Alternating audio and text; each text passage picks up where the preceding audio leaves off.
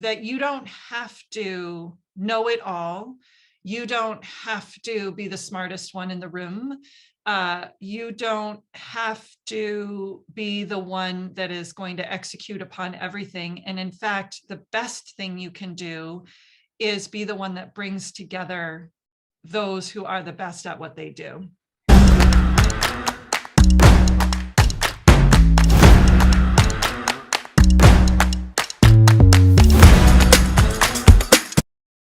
Okay, good morning, Allison. It's great to have you here. Good morning. You bet. I'm so happy to be here and have a conversation with you. Thank you. I really, really appreciate the time that you are giving us today. I think it's a very important conversation to have. And I'm so thankful with you that you accepted our invitation to talk to women and to all of us about construction, your experience, and your life, and I cannot wait to hear your journey throughout your life in the construction industry. So, but first of all, could you tell us a little bit about you so we can have a background? Yes.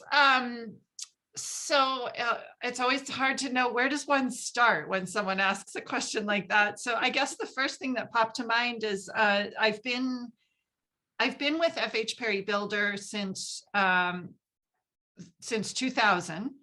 Mm-hmm. It's nice to have that very round number as my starting place. So easy to count when they ask you how many years in the industry. So it's easy. It's also 22 years, which is mind-boggling in some ways. But when I sort of look back over that journey, I was in my late 20s, and it was just a starting place. I began my life, as many of us do, and just sort of following my heart, my passion, having my parents say, you know, maybe this is a place where you could put your good energy instead of putting it in the wrong place. But the theater was really where I spent my days, my time. I was not an athlete. Despite my 6-foot frame, I cannot lob a volleyball over a net or get a basketball into a hoop. It's just not going to happen. But I just loved being in the theater. I loved the sort of what you learned as a young person, having to kind of put yourself out there, and you are your own brand and your own story, and having to audition and all that stuff. So anybody who's ever been on the stage or put themselves out there as an artist, as the thing, it's a powerful place, I think, to sort of create a foundation. And I went with it. My parents supported it. And I'm sure, and I know that for many years, I thought that would be my life passion and I would be famous. But then I hit the real world doing the audition circuit, and fame comes with determination and networking and connections. And it's so funny that now I know how a business works. If I could have applied all my business sense to myself as a creative, I might be in a different spot now, but I didn't have that. I just had the creative side. So I parlayed my determination and creative energy into supporting my dad's business.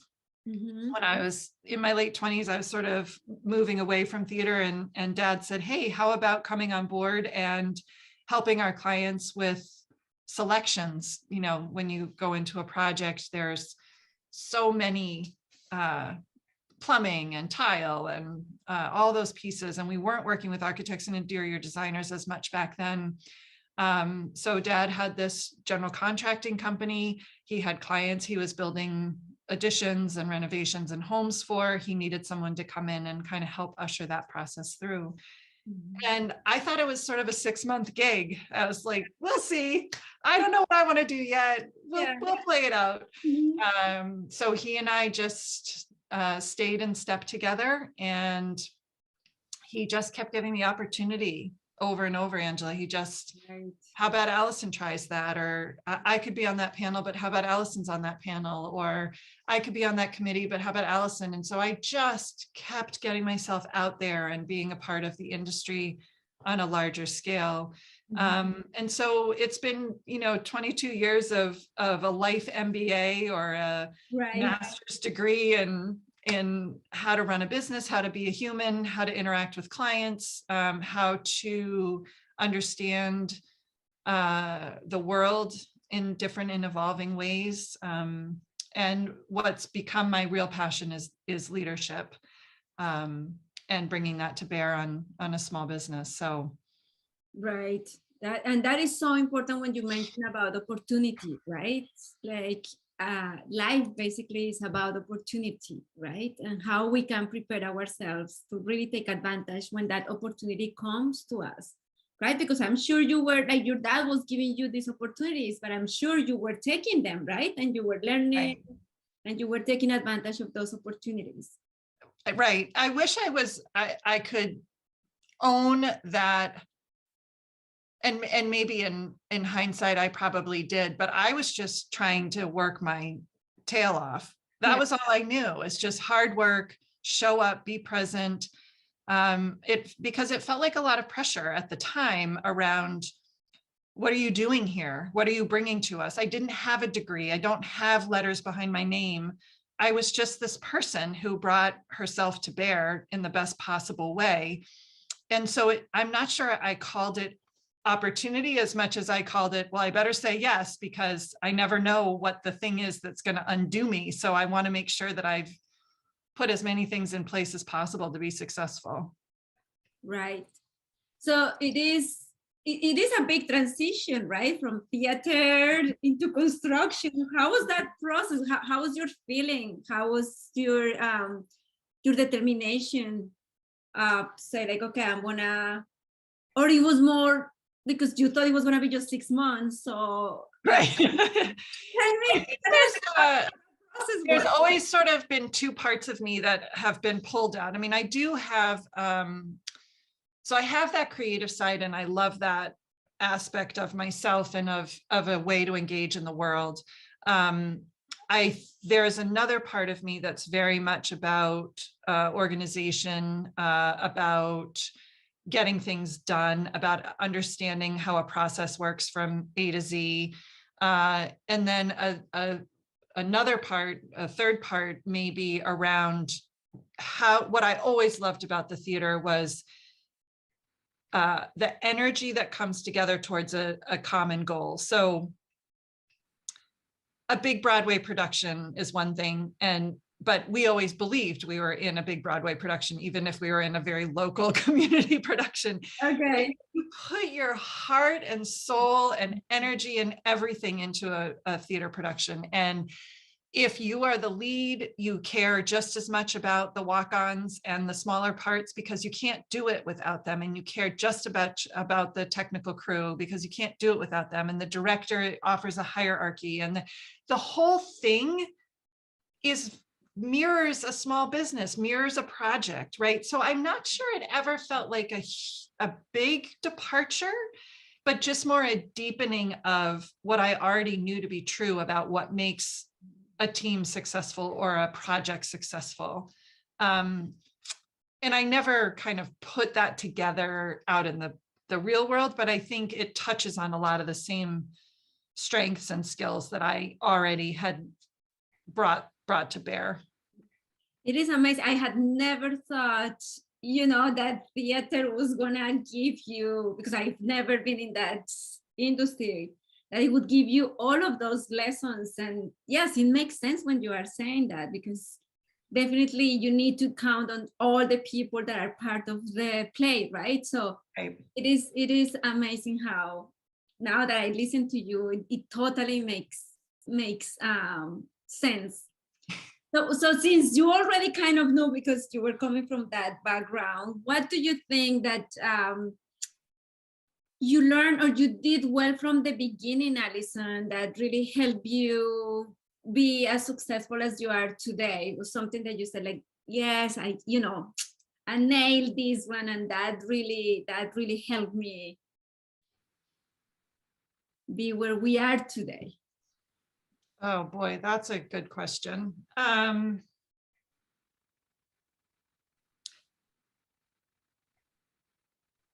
I think the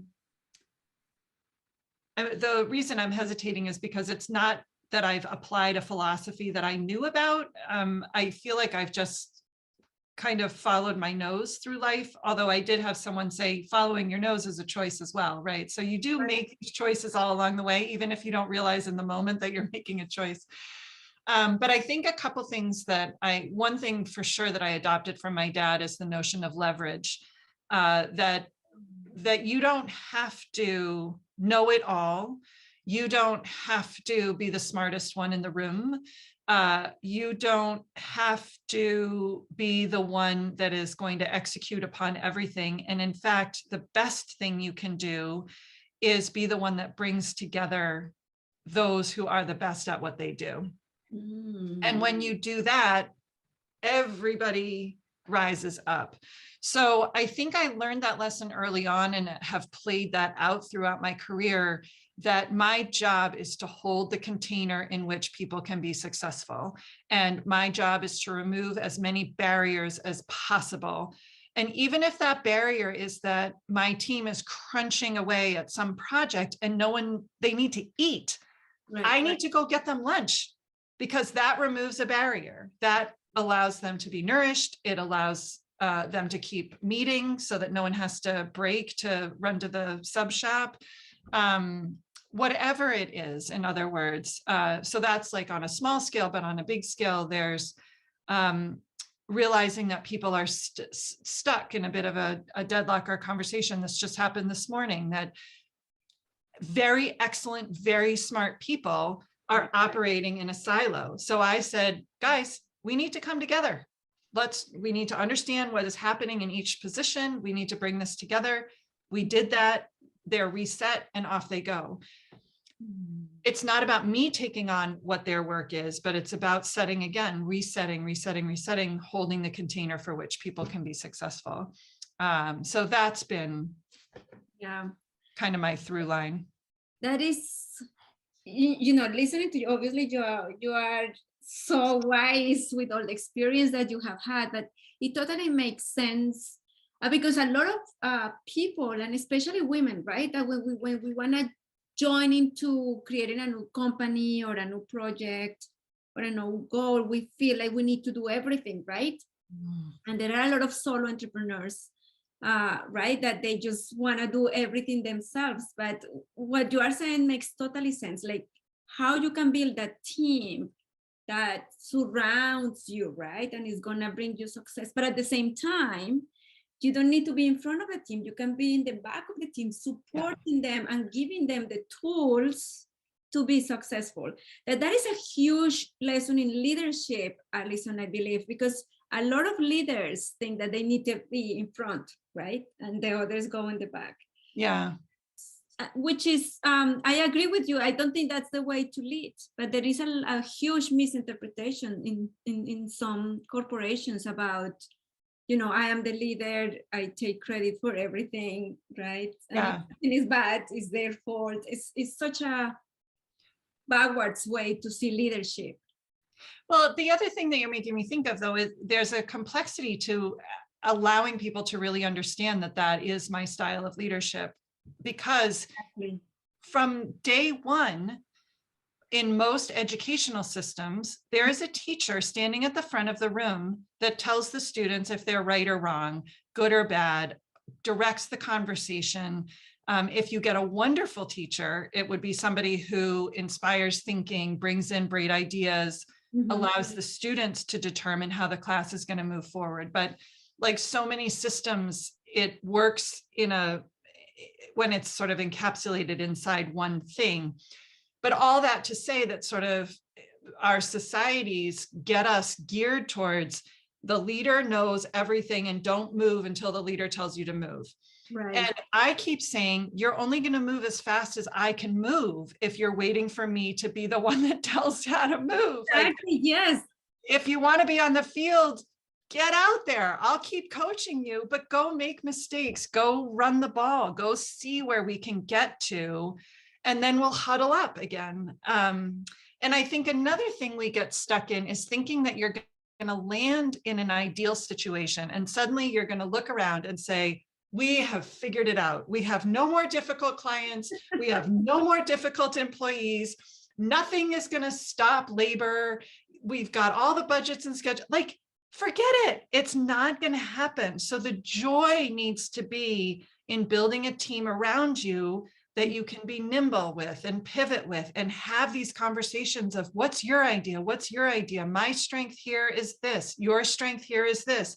Time out. Let's hear from this person because they've been through this before. Mhm. And really making sure that people understand that that is our culture. That's the way we want to run our company. Mhm.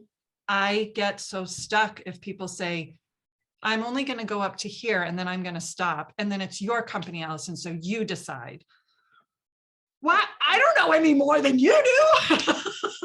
Yes, we are a team. Yes. We're a team. I'll give you everything I know, but I need what you know. That's why we're doing this. Right.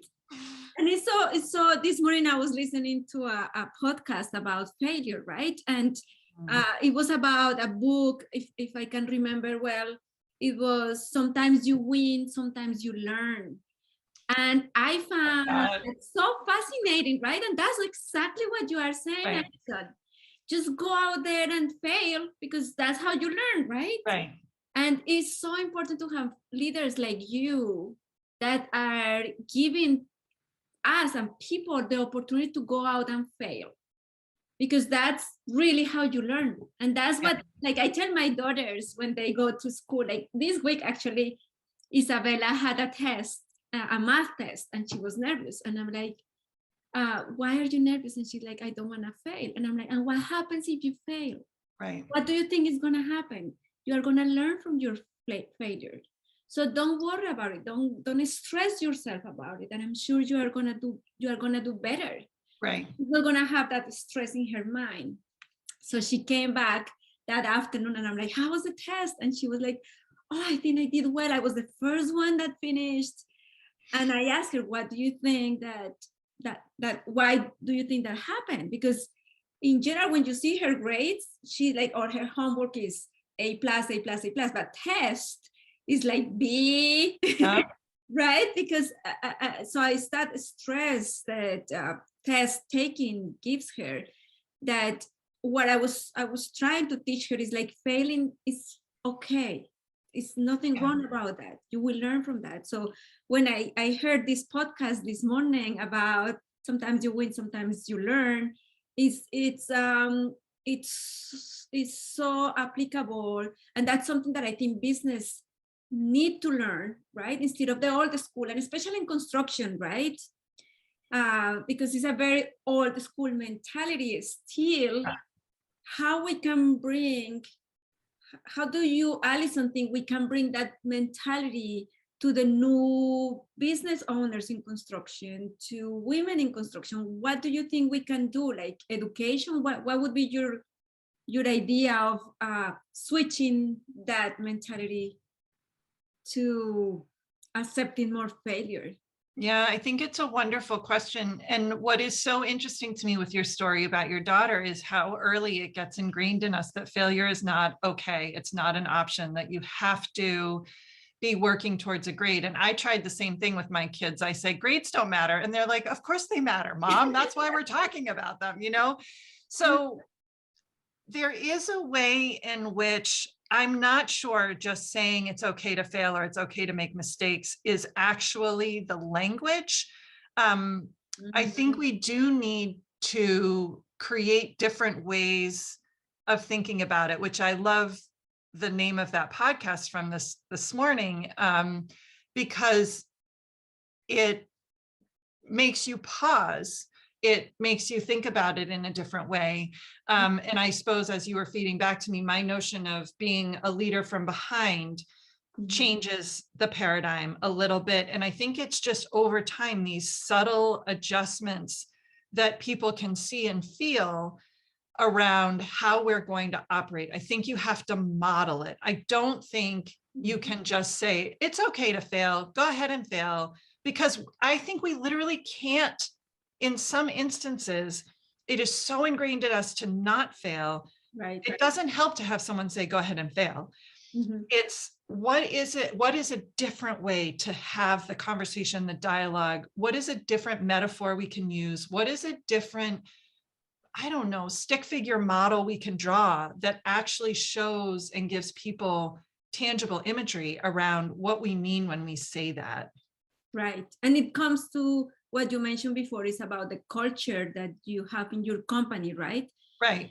To your point previously, it was so true, talking about people thinking that the leader is in front, right? How you can also switch that mentality that is not that necessarily. I've had experiences where people, because I like to put myself in the back, like, how can I give you the tools to succeed? Some people have misinterpreted that as weakness, right? As Right. you don't know, like, why. And it's amazing how putting yourself as a leader behind and giving the team the tools really, to me, brings you beyond what probably your goal was initially. Yeah.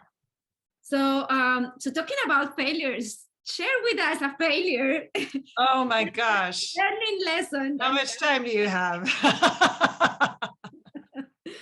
that maybe like really impacted you or the business in a big way, and how you fix it, or you dealt with it.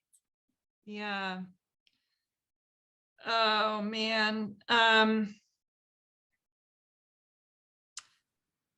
Well, one particular project comes to mind that was, I knew the day that we negotiated it, we should have walked out. I just knew. And 3 years later, we were sitting on opposite sides of the table trying to hammer out how we were going to extricate ourselves from the project. Mhm. And a couple of things come up for me. I mean, like anything, it was an enormous learning experience. And I've based so many decisions going forward off of both what happens when your gut, when your instinct tells you you are not where you should be. And I don't know if I didn't listen to it because I was too young. Mhm. I felt too inexperienced across the table from this client who was just brilliant, very smart man, very capable. His wife knew contract language inside out and backwards, Mhm. brought to bear exactly what she wanted. And we wanted the project. Right. So we went for it. And it cost us dearly in so many ways, financially, for sure, legal fees, for sure, not because we got into litigation or anything, but because we had to resort to lawyers speaking with each other in order to clean it up. Mhm. And I think a big piece for me was allowing my voice to come into play at a time when I wasn't sure that I would be heard or listened to. And at the end, I got so, the clarity came on like a ton of bricks. Some of the people on my team wanted to stay in it and fight. And if we stayed in it and fought, we would lose more money and way more energy for another year, which all that energy that could go to something else. And I stood my ground at one point and just said, no, we're not going to do that. It's going to hurt our pocketbook right now, like you would not believe. But I would rather have that hurt than get the small win at the end if we keep fighting. So the failure was, did I bring enough expertise to bear? Did I leverage myself enough and surround myself enough with people who really knew what they were doing? Did I use my voice enough? Did I challenge myself in the position that I was in, even though I was young? Did I use the weight of my position? All things I think about, all things that I probably, even in hindsight, am not sure I would have been able to do anything differently than what I did. Right. But now I understand the choices that I made at that time I understand that some of the choices that I made didn't serve me, and the beliefs I held about myself at the time did not serve me. And so I suppose later in my career, I can now make different choices and be a different person. But that was a painful time. It was an incredible lesson, right? Listening, like what you really got from it sounds like a huge learning experience. It was absolutely. Yeah. Listening to your gut, it's something that also with time I have learned to Yeah. do. I in one of my positions, I hired this person that in the interview seems, I mean, I couldn't find anything wrong. Yeah. Find anything wrong, but there was something inside me that said no, but I couldn't really prove that I should not hire that person. And I did. And at the end, I learned the lesson. And I have been there so many times. yes. Gosh, yes. So Yeah. listening to your gut is so important too, right? Yeah. Yeah. But I'm aware, Angela, of how many things are going on in that moment that isn't just, so it's easy to say, listen to your gut. Right. But my gut is all confused with how old I am and my position and my proving myself and my perfection and my desire to move this candidate forward because we really need it, or my desire to take this job on because we really need it. Like, I think we always have to know that we're doing the best we can in the moment that we're in. And even our bad behavior, or even the behavior that we shouldn't have, is serving some kind of purpose to keep us as safe as possible.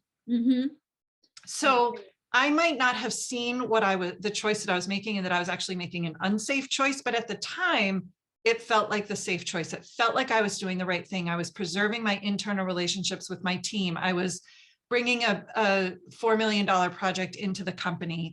I was willing to sacrifice myself, right, to serve this client in order for the company to be successful, right? How do we know in these moments? Right. So that's what I think, that maybe we just had to go through that experience for right. our own personal human being growth, right? Right, which gets back to this thing of like, it's okay to fail. So maybe we have to have these stories, because if I didn't have that story, if everything was sunshine and lollipops for my whole early career, I would not be where I am now. So it's, how do you, I don't know. Right. No, I think we agree. Yes. And I think, I don't know if this is going back to the woman topic, is this something that maybe men, like, have you had any conversation like this with men, like where they tell you, you know, my gut didn't tell me? Do they have that same intuition? Do you think that they operate that way? I don't know that, now that you say that, I mean, obviously I can't remember, but I'm not sure that gut and intuition play, like that's language that I've heard as much. Yes, I hear it from women quite a lot. I'm not sure I've heard it as much from men, but I think, well, I would imagine they do, but they just don't say it. And I think that's why it's so important for women to have these conversations, because then we realize that we all go through very similar things. Right. And we are more open to talk, right, as women.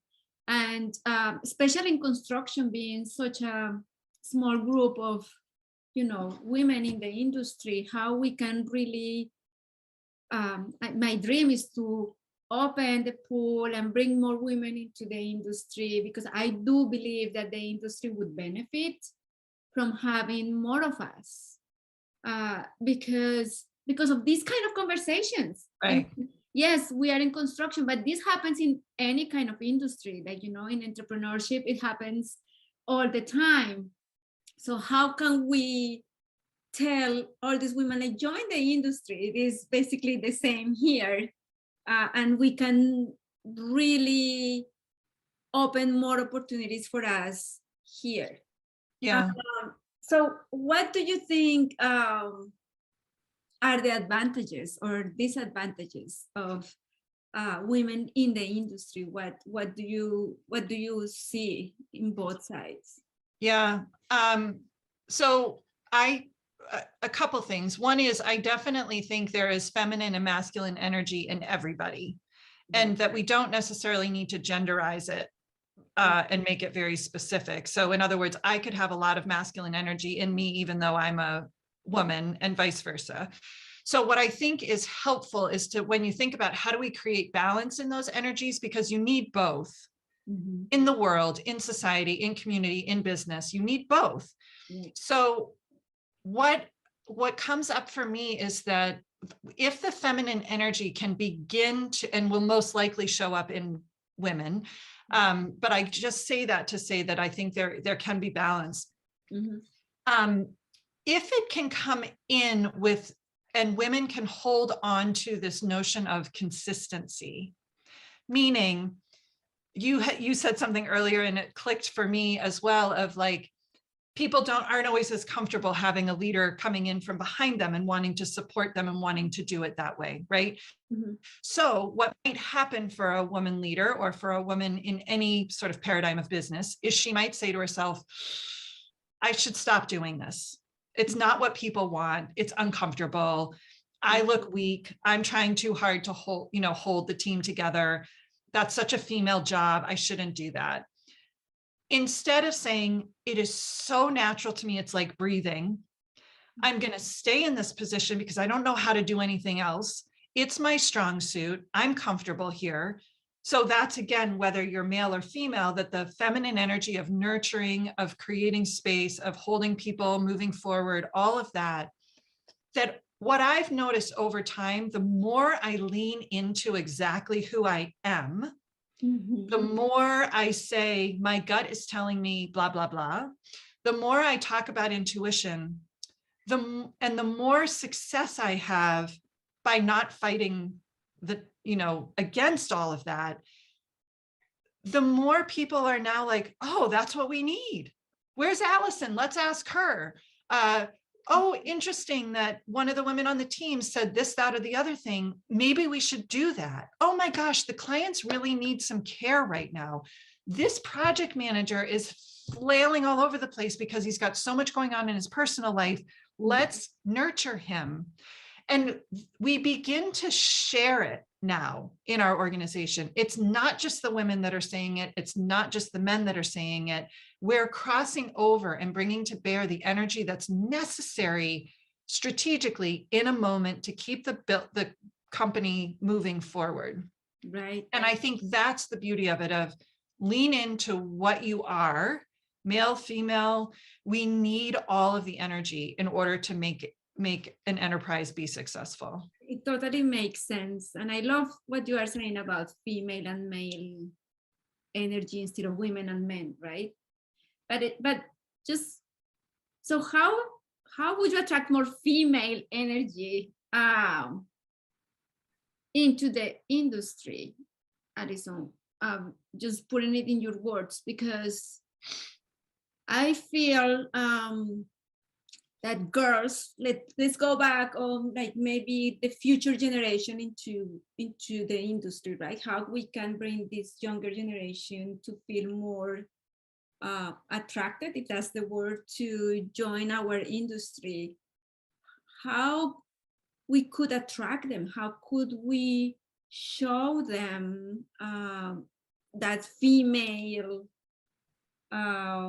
experience? How can we show them that this is also a fun industry, that is an interesting job, that is a fulfilling job, that in my case, like, I love seeing when things are built, like we started from nothing and now there is a bridge there, helping people. Like I see like how we are servicing people by building that bridge, right?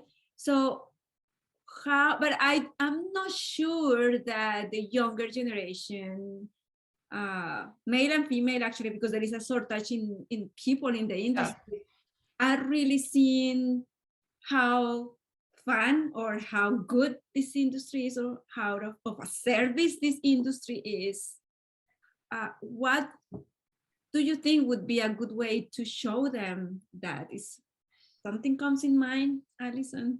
I think if I could have that thing, I would put it into play, and I'd be not sitting here talking to you because I would have had it all figured out. Or maybe I would be sitting here and we'd be throwing balloons up in the air because we've got it figured out. It's such a hard question. And I always feel a little vulnerable when I'm sitting in this position because I am not in the field. I am not a project manager. I am not a construction person. I am a business person. I am a people person. I am a management person. So when people ask, way, Allison, that's exactly what you are saying. I think it just clicked to me. That is a good way to present it to them. You don't need to be out there if you don't want to, right? Right. But it's both, right? We need both because and that whole, I mean, I've heard people say, well, women aren't strong enough. They can't lug shingles up a ladder. But I've been on job sites and there are some male bodies that shouldn't be humping shingles up a ladder. Like, I think we need to start like redefining what the expectations are of the role. I think job descriptions will help. I think monetary, financial, think about what you could make out as a starting carpenter, as a plumbing apprentice, of where you could then get to, that this is no longer sort of an us and them industry. This is a place where you can solidly build a profession and move up through hierarchical ranks that are very similar to hierarchical ranks in other industries very quickly and make good money because you are bringing a skill. So I think there's something we need to shift in the paradigm around. It's come into this industry. It's a good place to be. You can make a really wonderful living. You can support your family, all of that kind of stuff. And you can do what you love to do. You can be a part of seeing something go from the ground up. We need women at management levels, project management, site management, all the way up to company management and ownership for sure. Again, back to what we were talking about earlier of how to cross that over. And I think that, I mean, it's so simple, but somebody said it to me at the women's conference, this notion that how do we get some posters in the career offices at the schools that have women with construction hard hats on instead of just men, just literal imagery that makes it possible, and resets the story and the narrative right from the outset. Right. And I totally agree with you. One of the things that I have in mind when I started the mobile application was especially for, I think of my Latina women, right? A lot of them didn't have, the opportunity to education or things like that. And I know they have to have 2 or 3 jobs in order to support their families. So how we can inform them that being in this industry, as you said, can give them the means to have only 1 job, have time to be with their families, right? Because when you have 3 jobs, you have to go 3 shifts and you never see your kids and they have to manage themselves. And, it creates all other issues from the culture perspective and society, right? How as a mother, you can be still with your kids if you are going to the site, start from 6:30 or 6:45 in the morning and work until 3:30 and then be home by 5 and be with your kids, help them with homework, whatever. So how, so I'm thinking, I want to tell women that this is possible and they can live well and they can sustain their family and they don't need to be strong. Obviously, I am not in the field, but you were talking about you're 6 feet tall. I am not even 5 feet tall. So, and I am in the industry and I paint and I do stuff around my house, that don't need me to be super strong. And there is a lot of equipment and technology nowadays that can help, in so many ways. So how we can advertise. I think we need to market the industry in a different way, right? To your point, like put vision, put things that women can be there. And I've noticed that it's been a shift, right, Allison? Like now I can see more like pictures of women. It's funny now. I go to websites and now what I see is like women with her hats. It's so funny. Yeah. With the, but I think that's an important piece too. I think that there's, here's the secret, is that men want to do that too. Men want to be able to be home with their kids too. Right. So when we think about, if I think about myself as a young woman who wants to get into construction, all I picture is, very masculine, gruff, hardcore, dirty, messy, beer drinking, like, that's not fair to them necessarily either, because that is actually not the picture. No. What you have is men who want to do something they love, care about their families.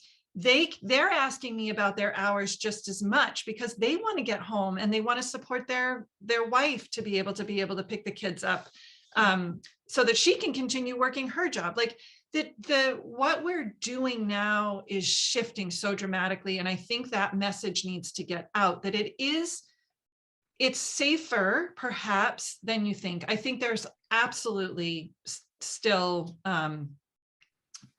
gender bias things that you're going to bump into. And I don't want to, we have so much work to do and I don't want to sort of discredit that. But I also think we need to begin to paint a different picture of what a construction site looks like, what a job trailer looks like, what a job site office looks like, what the client looks like, that there is a place for you to fit, for you to be safe, for you to experience some collegiality on the site with women, with men, with clients, with architects, with designers, where we're all doing this because we love it and we're passionate about it. Yeah, definitely. I had my experience and you said, I mean, it's a stereotype, right? I thought initially also like, oh, I want to be out here in the field with these big guys, being myself so little, and especially here in the States with the accent and all of that. But they are really sweethearts. I've never had a bad experience. And I'm not saying other women have, like, right, because obviously there are cases, but I never had a bad experience with them. They were super nice, super helpful, super supportive. So it's also that stereotype that you were mentioning at the beginning that we need to change. A lot of stereotypes in the industry, definitely. Definitely. All across the board. Yep. No, definitely. Allison, and switching a little bit into like mentorship and coaching. I know you love that, right? So tell us if, besides your dad, because I'm sure he was your main mentor, have you had other mentors in your life? And what do you think? Do you think is necessary? Is it a good idea to have a mentor? And how to go about it? Yes, I am all about having someone in your corner. We all need that. When I think about it, though, I think one distinction that's really maybe helpful is I think there is a difference between a consultant, a mentor, and a coach. And I think it's really important for people to understand that there is a difference and to know what you're looking for. So in my mind, a mentor is someone who is doing something the way that you would like to someday do it, or is made it to a place in life that you admire, or holds a position that you would like to hold. And that person can open doors for you by making phone calls and can sit down with you over coffee and say, this is what I did to get here. And you get to make a choice about, do I want to do that? Not want to do that? That's really cool. I love what they did. And have that person be in your court, but what that person knows is their experience. A consultant is someone who's going to tell you what to do. You might pay them. They might come into your business. They might, if you're a small shop and you want to grow and become a bigger shop, you might hire this person to come in and say, okay, this is my expertise. I make small shops into big shops. Here are the things you need to do. We're going to follow my path and system. You're going to pay me and you're going to have a big shop. And then there's a coach, which is someone who joins you where you are and expands your possibilities inside of you. And you may bring back what you learned from the consultant and the mentor and say, I want to do this, but I don't know how to do it and I'm stuck. And the coach might say, why are you stuck? Let's look at your belief systems. You heard what the mentor said you need to do, but you're nervous about calling people. What's going on for you? Why are you nervous about calling people? Let's talk about what beliefs you have about cold calls. Let's work through that. So I think it's really important that people understand that it's not one blanket term. You should know what you're seeking and then go seek it and know what you're going to get from it when you seek it out. Right. Have you had all of them in your life? I've had all of them. Every single version. Right. The consultant makes you feel like you can finally attack a problem. The mentor makes you feel like it's inspiring, and the coach has made me figure out how to do it on my own and from my own terms, and has shifted, my belief systems enough that I can get out of my own way. Yeah. Are you thinking, do you coach people? Do you mentor people? Do you consult with people? I do. It's funny. And I because I hold those distinctions, I always have to make sure I know what hat I'm wearing. Because if I'm coaching somebody and I start telling them what to do, it's confusing. Yeah. It doesn't work. But a lot of people confuse that those two concepts, especially. Yes. Right? Yeah. Yeah. So I think when you start out a conversation with someone, you need to say what you're looking for. I am looking for advice. I want advice. Okay. Consultant hat goes on. Here's what you need to do. Or mentor hat. Here's what I did that worked for me. I am actually personally someone who I don't really like advice most of the time, unless I'm really stuck and I really need some expertise. But most of the time, I'm looking for somebody to help me untangle my own web so that I can figure out how to do it myself. So if I find myself in a position where someone's giving me advice, I go, whoop, that's the end of that conversation. And I never want to put anybody in that position. I want to know, what is it that you need from me? And it also, sometimes you'll get into a situation where you can see it so clearly. I know what this person needs. This person is so much in their own way. If they could only. Yeah. So I will say, I'm going to give you some advice, but I know it's going to be hard for you to take it. Or I'm going to tell you what I did. And I know that will be, you taking that in will be a challenge. What I found is, over my own experiences, is those things sit and marinate and you noodle on them. And eventually you're sort of like, oh my gosh, I just did that thing that she told me 5 years ago. But we have to be careful to meet people where they are and to help people change at the pace that they're willing to change at. And I believe that what our job is in that is to say, how you are serving you? What is it that you're getting out of the way that you are? And is it serving you to the best of its ability? A lot of times behaviors that we've put in place for years and years and years no longer serve us. It doesn't mean throw them away, but it means you might have to think about doing something in a different way. But you can't make a choice to do something differently until you know what you're already doing. Right. I'm sure you will be a perfect coach. I know you are a perfect coach, because I'm sure just by talking to you, I could talk to you forever. At least same. Everything you said, how you could, as a coach, also challenge. When you come, let's say you come and tell me, Angela, have you thought of that? Because for me, what I see in coaching is I answer my own questions, right? Like, you help me answer my own questions, right? Exactly. And it is hard, because we need to know ourselves so well, and sometimes we don't know ourselves so well. So we need to start. I think that's the job of being human, and it goes for your entire life. Right. But it comes from the inside out as opposed from the outside in. I mean, if you think about learning situations where people are just throwing data at you or information at you, is so different from if you suddenly have an aha moment and you're like, oh my gosh, I can't believe that that is how I've been believing that the world works this whole time. I now see it through different lens, and you start operating differently. It's the same thing. Don't fear failure. Don't fear failure. Okay, I won't fear failure, but until you have an experience from the inside out, you don't know what that means. I agree. Yeah. And that's something you have to experience yourself, right? Nobody else can experience it for you. Right. But if you have a coach that's working you through it, it's like, oh, I see it. I understand it. Okay. I know why I'm here. Exactly. And a lot of people are fearful to ask for advice or ask for help, right?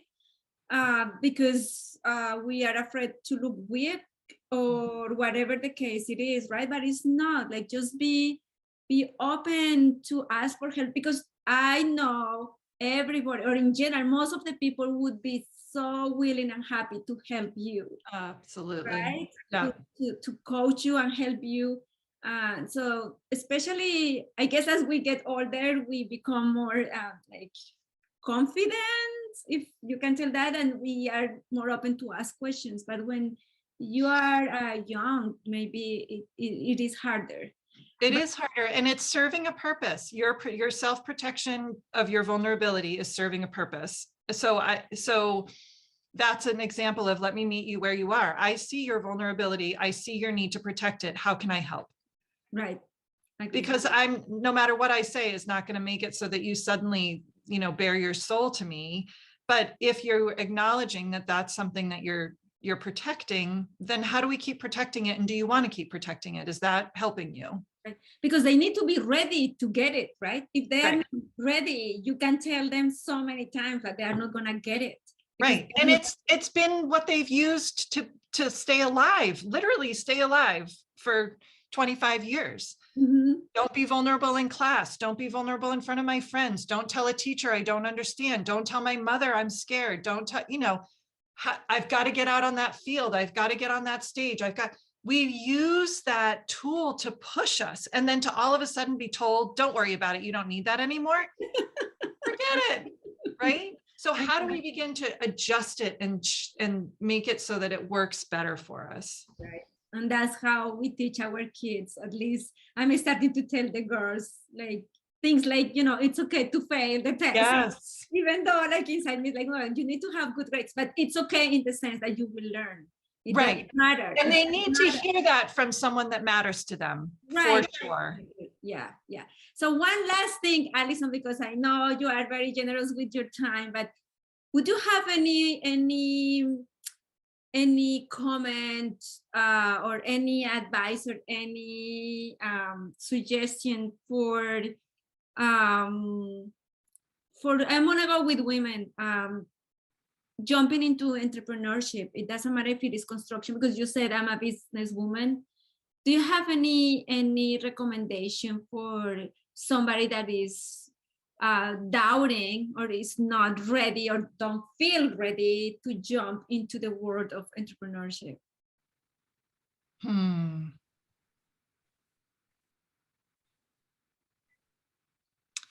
Well, I guess what pops to mind is, if you're thinking about jumping into entrepreneurship, you're already a pretty special and unique person, because you're willing to carry the beauty and the risk of that. Mm-hmm. And that in an entirety is a pretty beautiful and magical thing.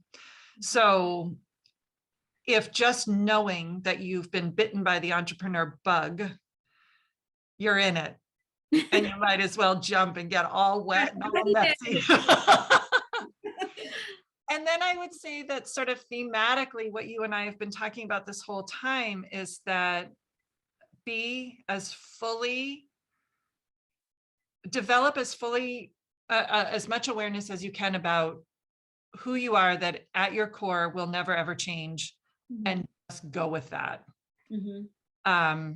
You will learn, you will adapt, you will get good at other things as well. Don't worry. Mm-hmm. But the beauty of being an entrepreneur is that you get to be so fully yourself. Mm-hmm. And the more time maybe you spend with a coach helping you know who you are, the more successful your business will be. And there's no end point. Back to that theme. There's not going to ever be a moment where you're like, I just killed it. I'm awesome. And even if you have that moment, it lasts for about 5 minutes. So write it down. But it's about, for entrepreneurs, it's about the journey. Right. It's not about, sort of the benchmark moments. I agree. You will never get there, right? You will never get there. No, but that's why you do it, is because you love give me more juice to play with. And I have one last thing. Sure. I love this image. I'll just leave all entrepreneurs with. So life has ups and downs, right? There's no doubt about it. And maybe the goal is to get out of the downs more quickly as you go along. But if you picture your ups and downs happening at this level, ups and downs, what happens in life and what happens as an entrepreneur is that you do grow and learn. So you move up to this next level. And at this next level, you still have ups and downs, but your downs are still higher than the ups when you were down here. Oh, so you're making progress. Yay! I learned something. Oh, that is amazing, Allison. That is a very good point. I keep that image in mind all the time, So that is so entrepreneurs are magical people. So keep at it and keep going. Awesome. Thank you so much. This was amazing. And as I said, I could talk to you for years and years and years.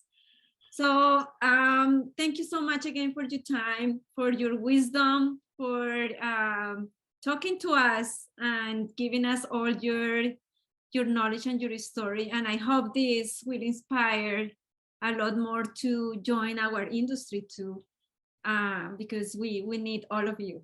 Yes, come into the conversation. Here we are. Yeah. Thank you for everything you do, Angela, to support all of these women and all of these folks coming into this industry. It's so critical. Thank you. We are going to do it together, Allison. Yes, we are.